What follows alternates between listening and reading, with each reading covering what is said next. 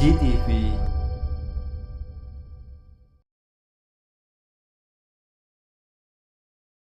Assalamualaikum warahmatullahi wabarakatuh, keluarga muslim, para pemirsa Pasuruan Mengaji dimanapun Anda berada, rahimakumullah. Alhamdulillah, di kesempatan kali ini kita bersua kembali dalam program Tanya Jawab, dan insyaallah di kesempatan kali ini kita bersama Ustadz Muhammad Asy'ari hafizahullah ta'ala. Tapi Ustadz, untuk pertanyaan yang sudah masuk dari nomor akhir 8565, pertanyaannya, Bismillah, Ustadz, apabila ketika safar dan ketinggalan waktu asar, bagaimana cara mengganti sholat asarnya, Ustadz? Sebelumnya mengucapkan jazakallah khairan. Bismillahirrahmanirrahim. Alhamdulillahirrabbilalamin. Wassalatu wassalamu ala ashrafil anbiya al mursalin nabiyina Muhammadin wa ala alihi wa sahbihi ajma'in. Para pemirsa yang budiman rahimani wa rahimakumullahu ta'ala, tentang mengqadha salat fardu.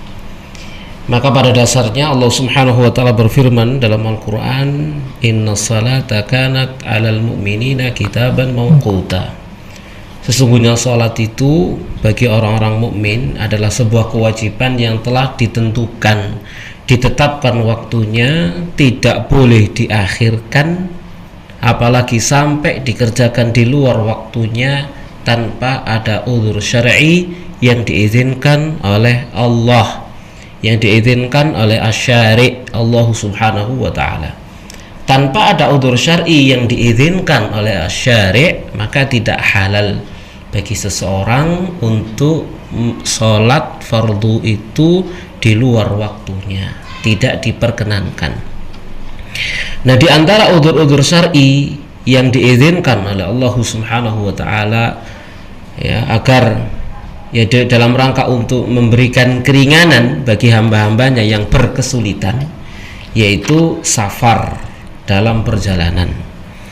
Kalau kita melihat kepada perbuatan Nabi Shallallahu Alaihi Wasallam di dalam safar beliau, maka di sana ada dua keadaan, ya, ada beberapa keadaan. Keadaan yang pertama, Nabi Shallallahu Alaihi Wasallam itu kalau berangkat safar sebelum zuhur, maka beliau akan mengqadha zuhur dengan asar di waktu asar, dengan dijamak takhir, oleh Nabi Shallallahu Alaihi Wasallam.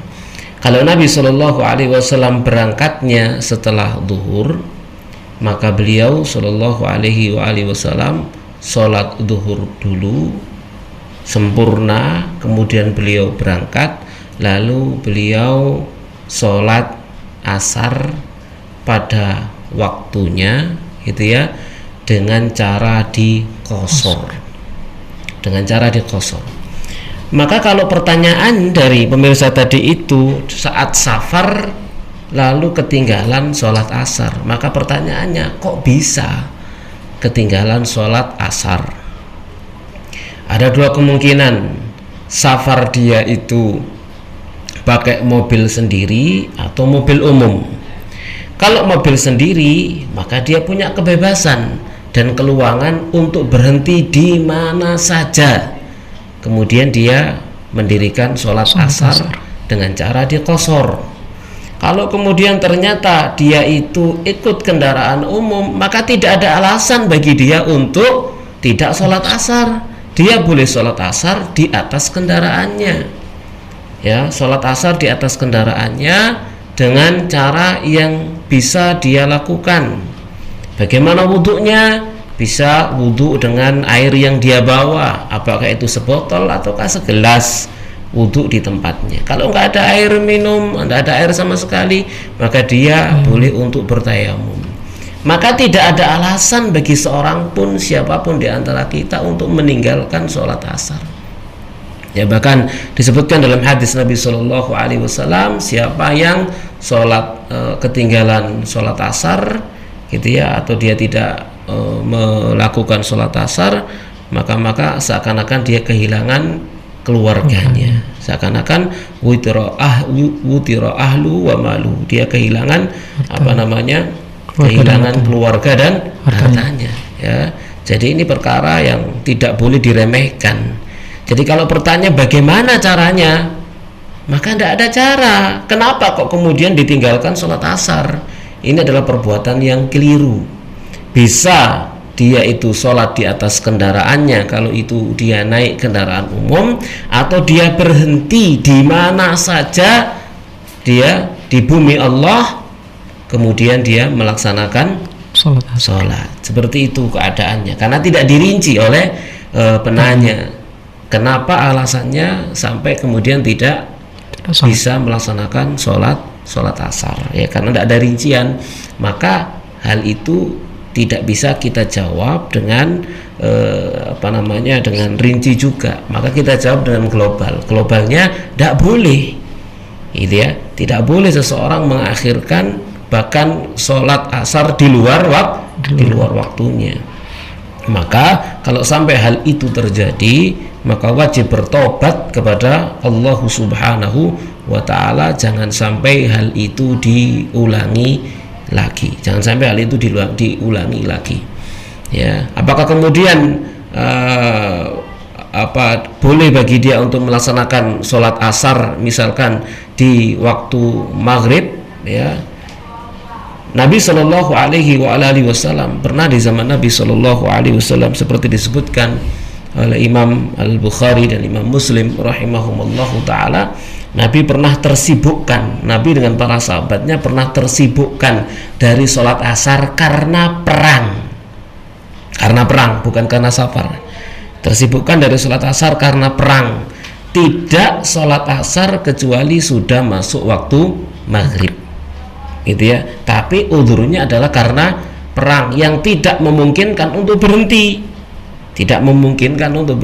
Sehingga dilakukan peperangan dilanjutkan sampai kemudian terakhirnya tidak bisa sholat asar kecuali matahari itu sudah memerah, maknanya sudah tenggelam mendekati waktu maghrib, atau matahari sudah menguning mendekati tenggelamnya matahari. Nah, itu yang harus kita perhatikan, ya.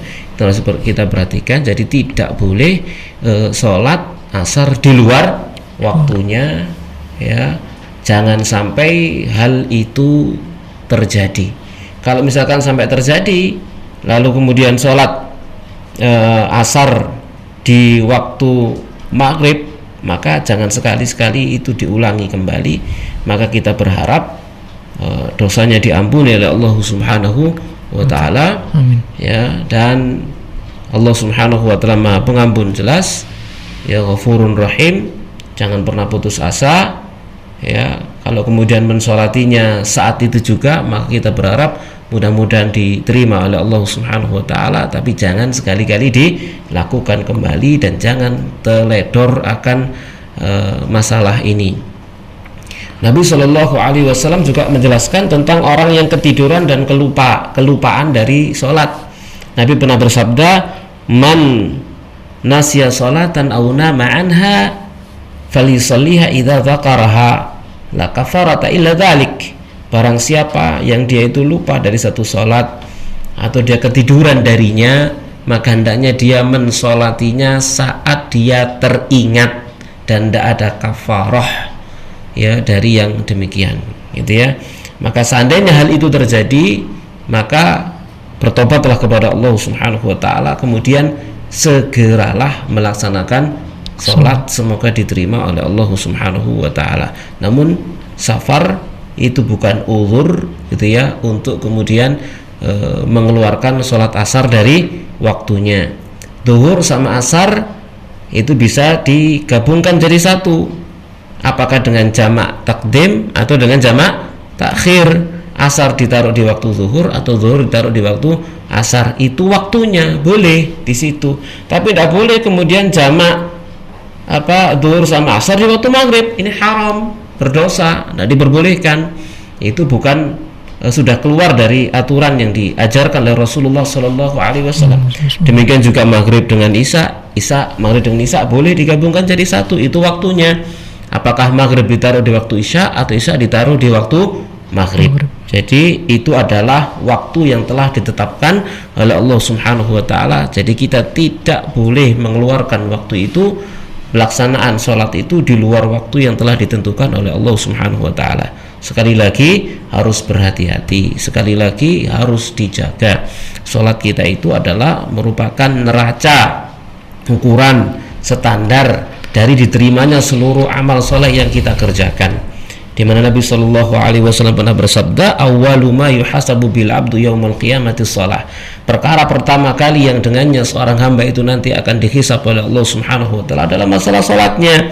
Idza saluhat saluha sairu amali wa idza fasadat fasada sairu amali, atau kama qala Nabi Sallallahu Alaihi Wasallam. Jika salatnya baik, maka baik seluruh amalnya. Jika salatnya rusak, maka rusaklah seluruh amalnya.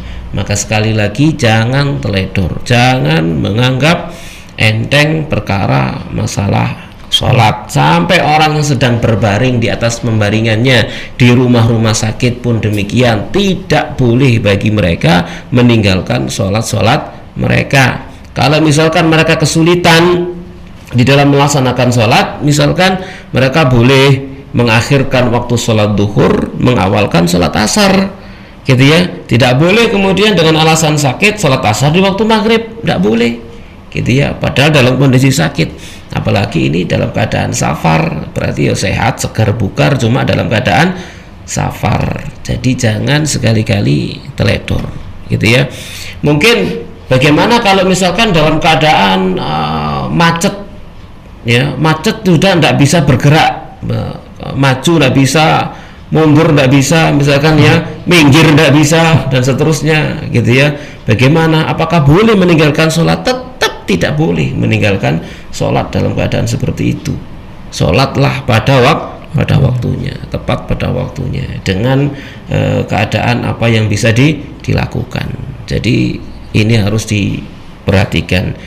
Ya, sallallahu Nabi Muhammadin wa ala alihi washabihi ajma'in, walhamdulillahirabbil alamin. Baik Ustaz, jazakallahu khairan atas jawabannya. Demikian keluarga muslim, insyaallah kita lanjutkan di kesempatan lain waktu. Wassalamualaikum warahmatullahi wabarakatuh. Waalaikumsalam warahmatullahi wabarakatuh.